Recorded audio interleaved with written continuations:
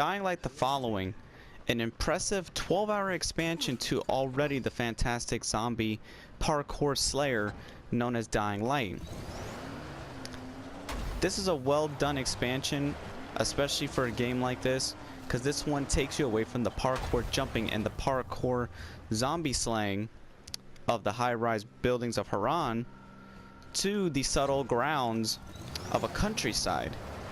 Now, there will be no story spoilers. I am not going to review the story because all I gotta say is the story is great on its own, so you're not getting any spoilers. I'm not telling you what it's about. It's worth 20 bucks. You should pick it up if you want to find out the story. But overall, the driving mechanics, despite how shitty I can drive, not always been a good driver, but the driving is great. It runs really well, and this vehicle has its own upgrade bar, more customizable weapons, and this itself can be upgraded with different types of parts and attachments to make it better, such as wheels, tractions, and you have to sustain fuel for the vehicle, for the buggy. The following follows Kyle Crane still. Well, he didn't have much character development in the first game himself. He is no offense, I mean, despite every zombie character in every zombie game is a cardboard character, but I mean, they're specifically targeting him.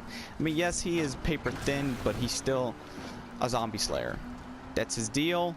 That's what he's there for. You need a character to play as. But the day to night cycle here, the zombies in this expansion are much more vicious than Dying Light's standard base game. There are different types of infected now. Boss battles, which I haven't seen done well in a long time. I mean, the first game's boss battles were decent, but they weren't great.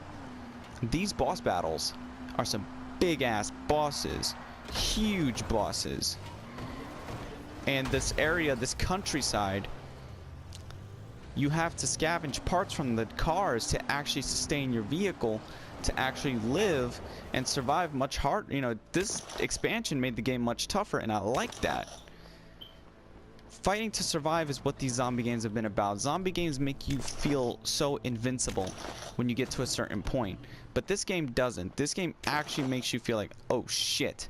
Once the night gets here or the zombies start really getting up at me, like, you see these guys everywhere called the fucking bomb dudes. You see them more often than most. You'll be dealing with more runner zombies than most. So basically, it's once this game starts going, and everything you do in the first game, your equipment, everything you earn can cross over to both the main game and the following, which is really good. You don't lose no progress. You lose none of your equipment.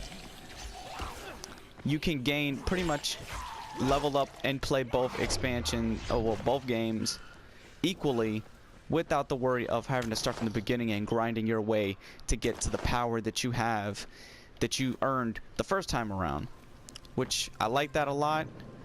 And I hope that this is not the last expansion. I want more Dying Light expansions, maybe a mix of the countryside and large buildings, you know, combine the two themes, or complete a new area or type of zone to focus on the parkour and the zombie killing of this.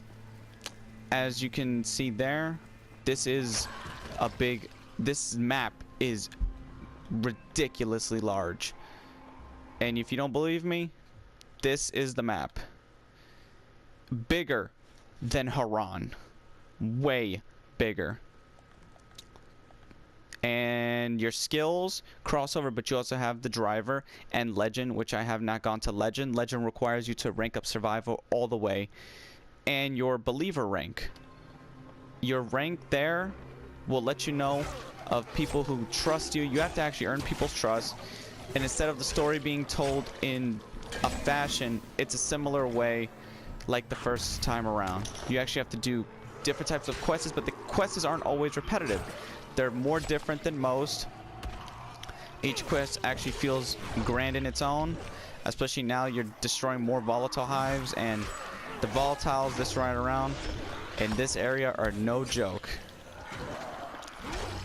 All I gotta say, guys, Dying Light the Following gets a an 8 with me. It's an 8 because there are still things about it that are, you know, that have not been fixed from the first time around in Dying Light, but Dying Light the Following is its own great standalone, but it's a great expansion. It takes place directly after the end of the first part of the game, of the main game. So until next time, guys, that's my review of Dying Light. Please pick it up. $20, worth it.